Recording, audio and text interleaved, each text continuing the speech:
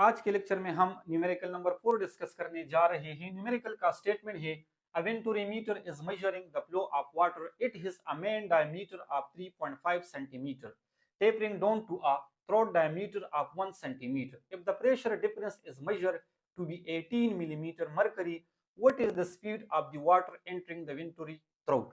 Venturimeter हमारे पास एक ऐसा डिवाइस होता है या वेंचुरीमीटर हमारे पास एक ऐसा डिवाइस होता है जिसकी मदद से हम फ्लूइड की स्पीड को मालूम कर सकते हैं।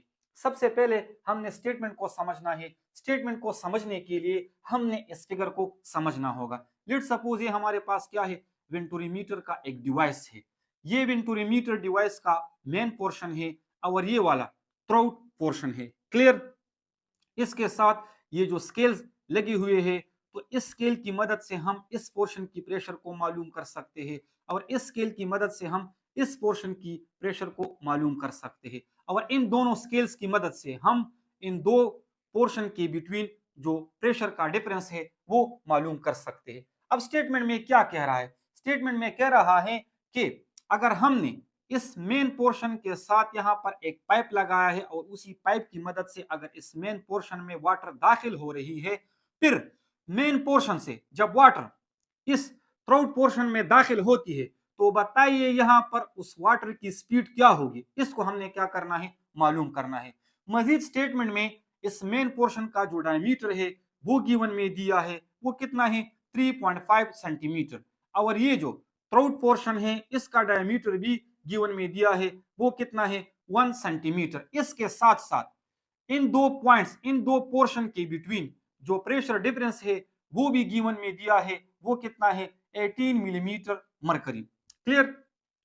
न्यूमेरिकल को सॉल्व करने के लिए सबसे पहले हम स्टेटमेंट से गिवन डेटा को निकालते हैं। तो गिवन डेटा में हमारे पास क्या है? मेन डायमीटर है। क्लियर? जिसको हमने d1 से रिप्रेजेंट किया है, वो कितना है? 3.5 सेंटीमीटर। अगर इसको हम मीटर में कन्वर्ट करें तो ये किसके बराबर आ जाएगा? 0.035 मीटर। अब इस डायमीटर से हम मेन पोर्शन की रेडियस को निकालेंगे। रेडियस किसके बराबर होता है? अगर d1 को, डायमीटर को हम 2 पर डिवाइड करेंगे तो मेन पोर्शन का हमारे पास रेडियस मिल जाएगा। जैसा कि मैंने d1 को 2 पर डिवाइड कर दिया तो r1 यानी मेन पोर्शन का जो रेडियस है वो किसके बराबर आ चुका है? 0.018 मीटर। अब इससे हम एरिया को आसानी के साथ निकाल सकते हैं। एरिया ऑफ मेन सेक्शन, यानी जो मेन सेक्शन है इसकी एरिया को हम निकाल सकते हैं, जिसको हमने a1 से रिप्रेजेंट किया। और एरिया का जो फार्मूला है वो क्या है? 5r²। अगर a1 यानी मेन पोर्शन के एरिया को हमने निकालना हो तो इसका रेडियस क्या है? r1 है, तो इसीलिए मैंने πr1² a1 का फार्मूला लिख दिया है। क्लियर? अब इसमें से आप लोग क्या करें?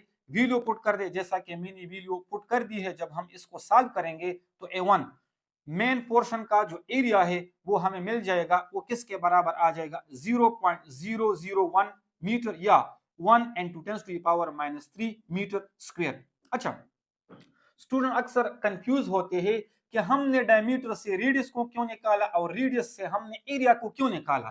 तो हमने डायमीटर से रेडियस को इसलिए निकाला क्योंकि आगे हमने इससे एरिया को निकालना है। और एरिया को हम क्यों यहाँ मेजर करते हैं? क्योंकि आगे इक्वेशन में हमने एरिया को यूज करना है। क्लियर? इसी तरह से अगर हम थ्रोट पोर्शन की डायमीटर को देखें, जिसको हमने d2 से रिप्रेजेंट किया है, वो कितना है? 1 सेंटीमीटर।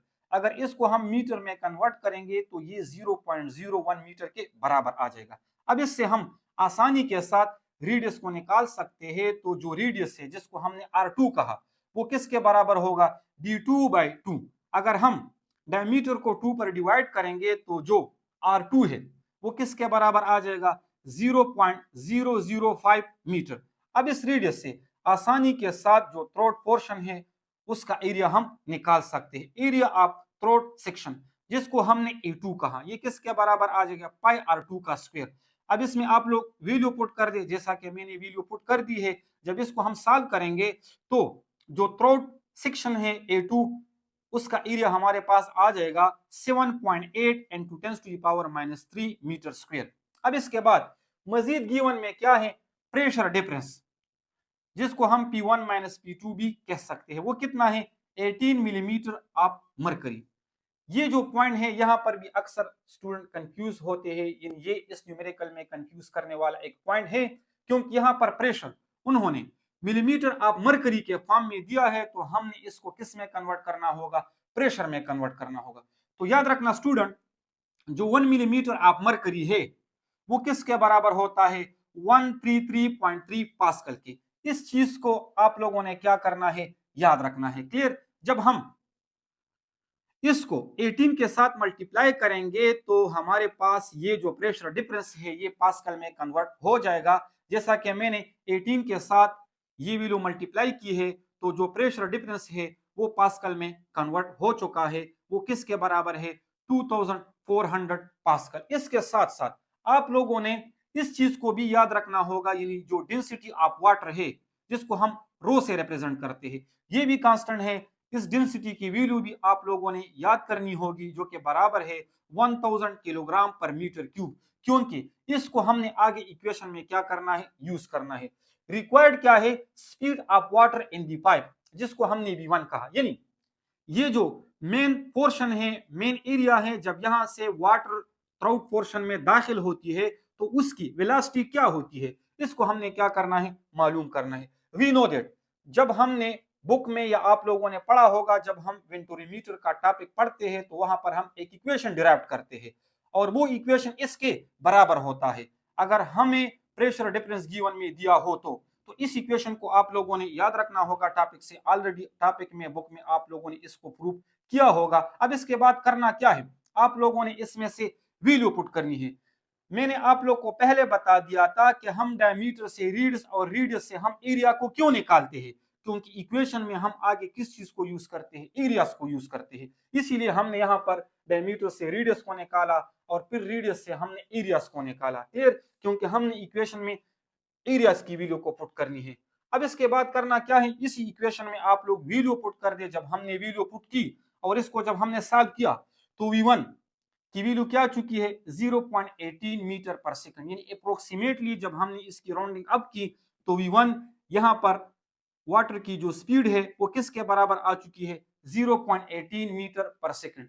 उम्मीद करता हूं कि आप इस न्यूमेरिकल को समझ चुके होंगे। फिर से बता रहा हूं, इस न्यूमेरिकल में सबसे पहले आप लोगों ने डायमीटर से रेडियस को निकालना होगा, फिर रेडियस से आप लोगों ने एरियास को निकालना होगा, क्योंकि आगे न्यूमेरिकल के इक्वेशंस में हम एरियास को यूज करते हैं। इसके साथ साथ ये जो प्रेशर है इसको आप लोगों ने पास्कल में कन्वर्ट करना होगा, और इसके लिए आप लोगों ने इस चीज को याद रखना होगा। इसके साथ साथ वाटर की जो डेंसिटी होती है वो कांस्टेंट होती है, 1000 किलोग्राम मीटर पर क्यूब के बराबर होती है, उसको भी आप लोगों ने याद रखना होगा। बाकी फार्मूला है, फार्मूले में पुटिंग कर दे, बाकी काम कैलकुलेटर का है, तो आप इजीली इसको फिर कर सकते हो।